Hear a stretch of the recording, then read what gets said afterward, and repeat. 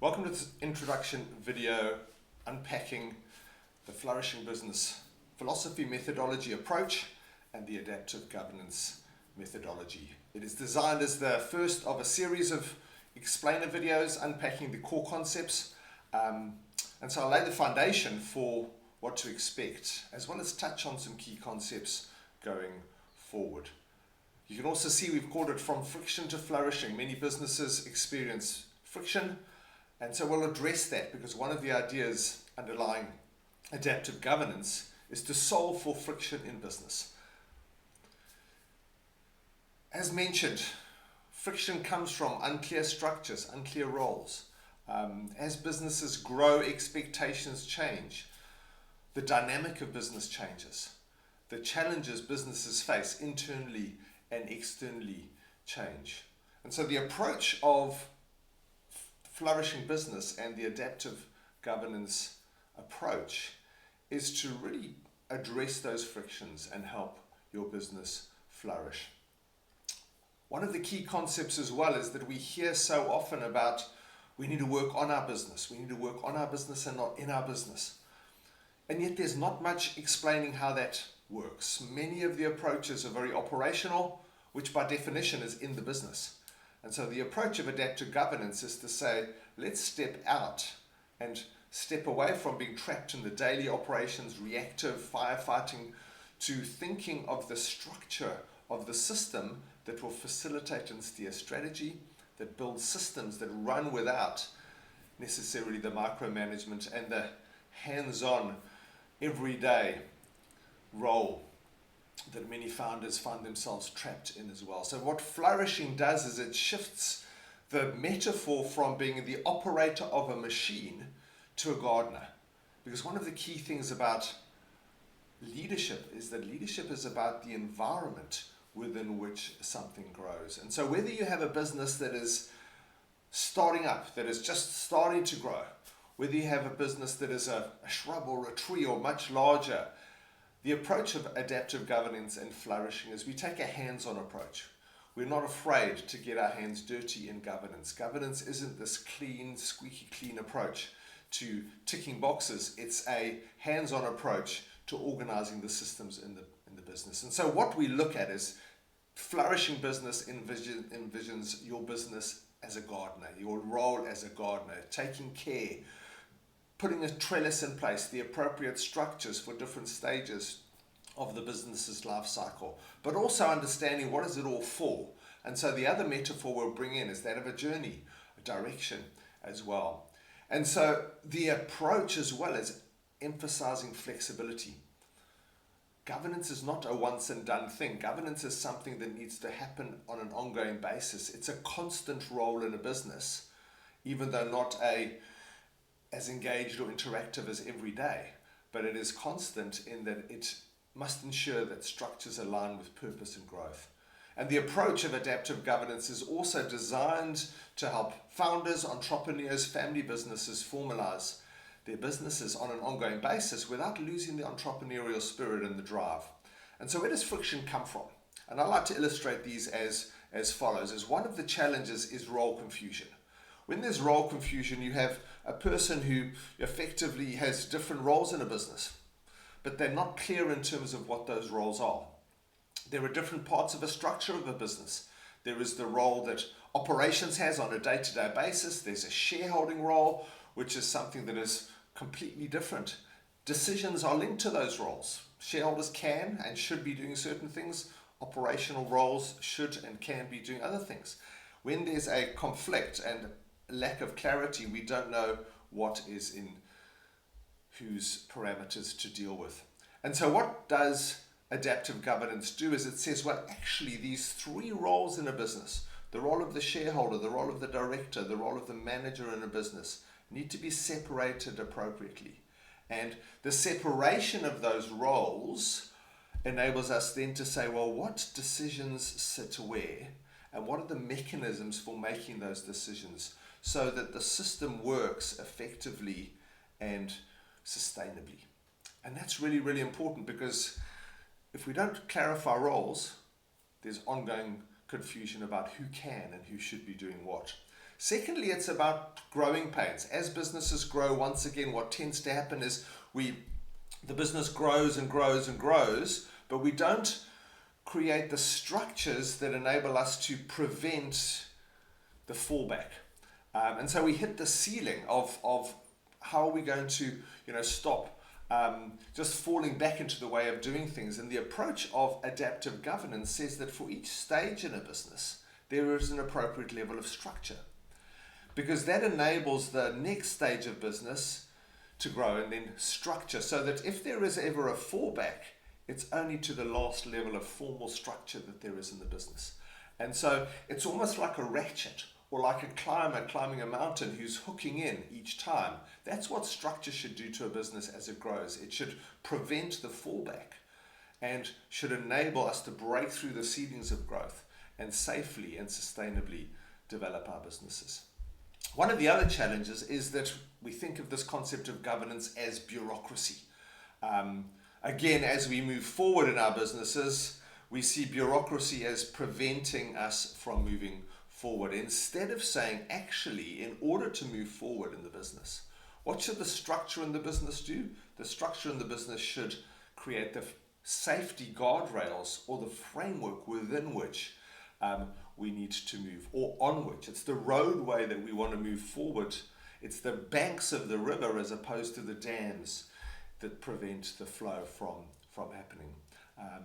And then the fourth one I want to touch on is decision stagnation. So what happens in growing businesses when decision making is centered around one key person or a small group of people? Every time we try to grow the business and move the decision making away from us, there's no formal structure to keep it there. And so what it does is it defaults back to the center. And so the symptom here is business founders, entrepreneurs, family members, where nothing can happen without the involvement of core people. And so those people become the bottleneck. Those people become the stagnation in the system, because what happens if they're not available, if they're not around, and if everything has to revolve around them? Instead of saying, as we mentioned, if there are different roles, the shareholding, the board, and the operations in a business, what decisions sit where? And how do we also ensure that when decisions are made, we delegate down actual decision making into the system or structure of the business, and then obviously create the appropriate flow of information back? And that's important, because when we are giving away decision making, which is what structure should be aimed at doing and what governance is ultimately about, it also needs to hold people accountable. And so if we don't have that, and if we don't address these key things, and so the question is for each of us is, what am I facing?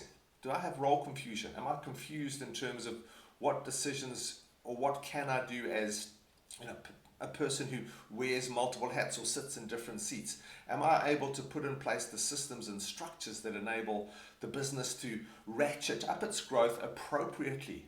And with a lot of emphasis on growth and the requirement for growth, how do we prevent that fallback? How do we also approach it from a point of view of enabling and flowing and freeing, as opposed to a bureaucratic approach, which often people take to governance? And then also, how do we make sure, and the key enabler in all of this is, how do we ensure that decisions are properly given away and properly held accountable in a business? And that's the point of adaptive governance and the point of the flourishing business methodology. You see, traditional governance, why does it feel like friction? Because it is seen as this bureaucracy or excessive compliance.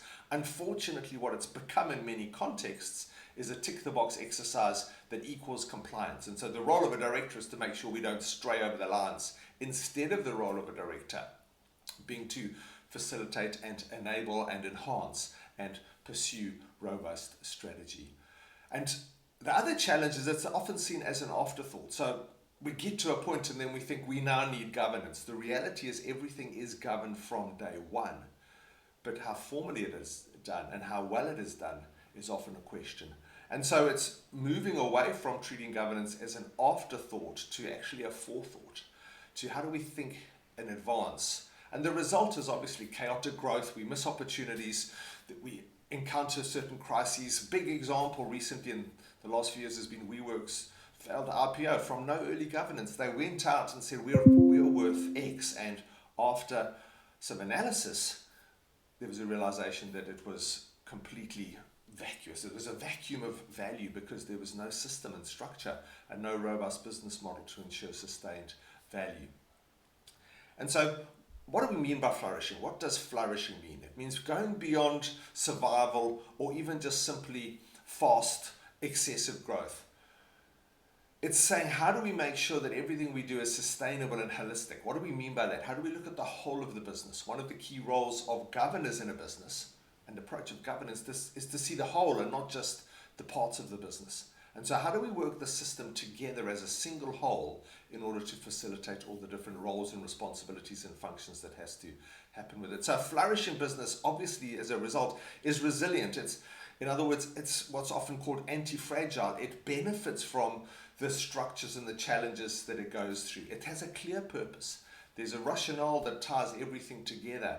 People are engaged because they understand their role in fulfilling the purpose and in making sense of the purpose. And then the systems are adaptive. It's not once and done. We're not stuck in what we designed for the past. It's about creating an environment. And this is a key to flourishing, is that flourishing is enabled by the environment. And the structure or creation of the environment is primarily a leadership responsibility.